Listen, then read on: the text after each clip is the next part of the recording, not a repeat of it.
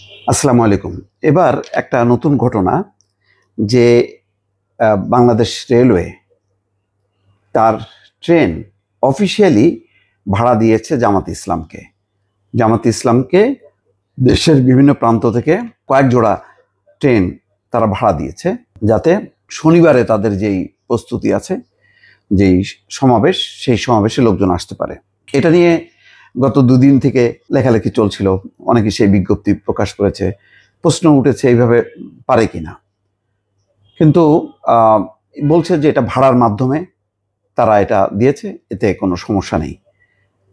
এর আগে বিগত 15 বছরে আওয়ামী লীগও কিন্তু চুপি চাপে ব্যবহার করছে, কিন্তু অফিসিয়ালি একেবারে মানে আওয়ামী লীগকে দেওয়া হলো এইভাবে কেউ রেলওয়ে দিতে পারেনি। আর বিএনপি জামাতকে তো প্রশ্নই ওঠে না। তো আওয়ামী লীগ তার সুবিধার মতন করে ব্যবহার করেছে সমাবেশের জন্য, কিন্তু এবার একদম অফিসিয়ালি করা হলো। তো এটা নিয়ে এক ধরনের মিশ্র প্রতিক্রিয়া আছে। যদি জামাতকে যেহেতু অফিসিয়ালি দেয়া হলো, ভবিষ্যতে বিএনপি, ভবিষ্যতে আরও রাজনৈতিক দল যদি একাধারে চাইতে থাকে, রেলওয়ের পক্ষে কি সম্ভব হবে সেই যোগান দেয়া?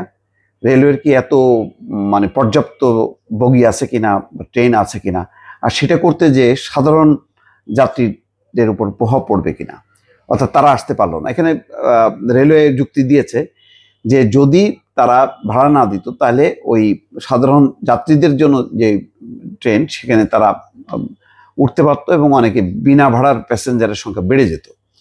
এরকম একটা যুক্তি তারা দিয়েছে। তবে মানে খুব যে মানে এটা অন্যায় করেছে এটা বলা যাবে না, কিন্তু সমস্যা হলো যে এটা নিয়ে ভবিষ্যতে একটা চাপ তৈরি হতে পারে, বিতর্ক তৈরি হতে পারে। আমি জানি না বাংলাদেশ রেলওয়ের সেই সক্ষমতা আছে কিনা, যখন রাজনৈতিক দলগুলো চাইবে তখন তারা দিবে। অন্তত জামাত ইসলামীকে যেহেতু তারা অফিসিয়ালি দিয়েছে, এখন প্রত্যেকটা রাজনৈতিক দলগুলোর কিন্তু অধিকার আসলো যে তারা এইভাবে তারা ভাড়া নিতে পারবে। এখানে রেলওয়ে একটা ব্যাখ্যা দিয়েছে। সোহরাওয়ার্দী উদ্যানে শনিবার জামাত ইসলামীর সমাবেশ উপলক্ষে দলটির আবেদনের পরিপ্রেক্ষিতে 4 জোড়া বিশেষ ট্রেন পরিচালনার অনুমোদন দিয়েছে বাংলাদেশ রেলওয়ে।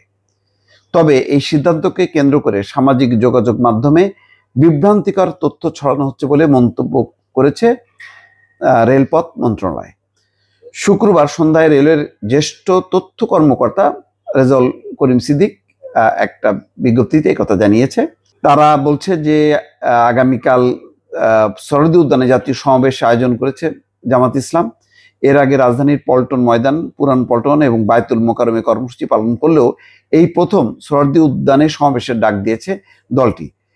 মানে সোহরাওয়ার্দী উদ্যানেও কিন্তু এই প্রথম জামাত ইসলামের সমাবেশ। এই সমাবেশ উপলক্ষে দেশের বিভিন্ন স্থান থেকে জামাত ইসলামের নেতা কর্মীদের রাজধানী শহরে নেয়ার জন্য ঢাকা রাজশাহী, ঢাকা ময়মনসিংহ, ঢাকা সিরাজগঞ্জ এই 3 রুটে 3 জোড়া বিশেষ ট্রেন রেলওয়ে মন্ত্রণালয় অনুমোদন দিয়েছে। গতকাল সোশ্যাল মিডিয়াতে এটা প্রচার হয়েছে, সম্ভবত চট্টগ্রামও দেখলাম আছে। যাই হোক, মন্ত্রণালয় বলছে এটি বাংলাদেশ রেলওয়ের বাণিজ্যিক সিদ্ধান্ত, যার সঙ্গে দলীয় রাজনীতির কোনো সংশ্লিষ্টতা নেই।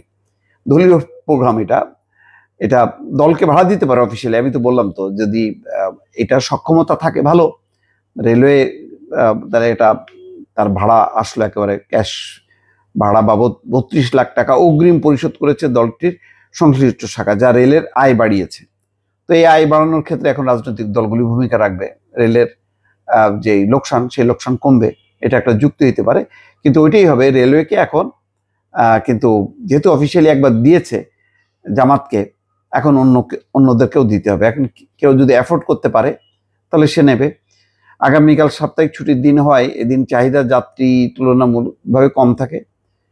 ছুটির দিনে তো চলাচল মনে হয় বেশি থাকে। যাই হোক, যাই না এটা কোন যুক্তি।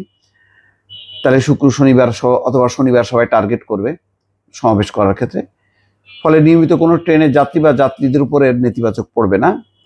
বিশেষ ট্রেন না চালালে নেতাকর্মীদের ভ্রমণে চাপ পড়তো নিয়মিত ট্রেনে, বাড়তো বিনা টিকেটে ভ্রমণ, যা রাজস্ব হারানোর পাশাপাশি যাত্রীদের ভোগান্তি বাড়িয়ে দিত। যাই হোক, এটা একটা নতুন ট্রেন চালু হলো।